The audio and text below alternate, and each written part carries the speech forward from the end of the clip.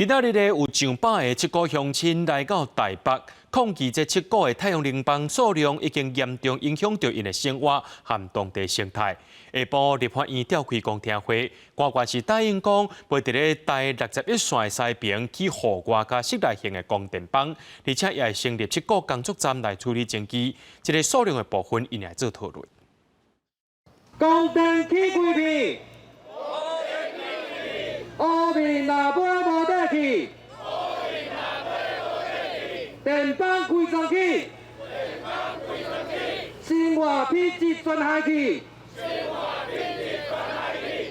上百个七股乡亲吹衫透面来到台北总统府头前抗议，因为七股光电板的数量已经严重影响到因的生活甲当地生态。因嘛由行去行政院送陈情书，希望行政院会当听到因的心声。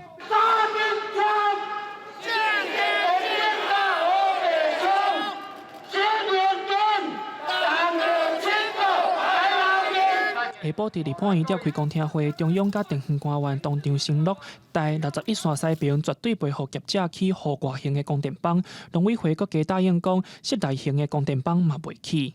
室内型纳入环设检核，所以那个地方只要不做环设检核，室内型也不能在那边做，就是这个意思，对不对？应该是这样。好。已经抗争4天，七股乡亲有影真生气，因为无论到倒位顶前，官员拢咧杀责任。应该要建制一个跨中央到跨地方各局处各部会，然后还有地方代表的参与的整合协调平台，那必须要有在地的团体去做那个代表出席哈。今天行政院的发言人在会后的记者会有特别提到，院长指示说要去成立工作站，然后请跨部会要进驻，去具体解决问题。针对乡亲上关心的七股光电总量管制，经济部表示，短期会透过这2档收集的资料，根据总量管制的上限。记者林思慧、谢桂林台北报道。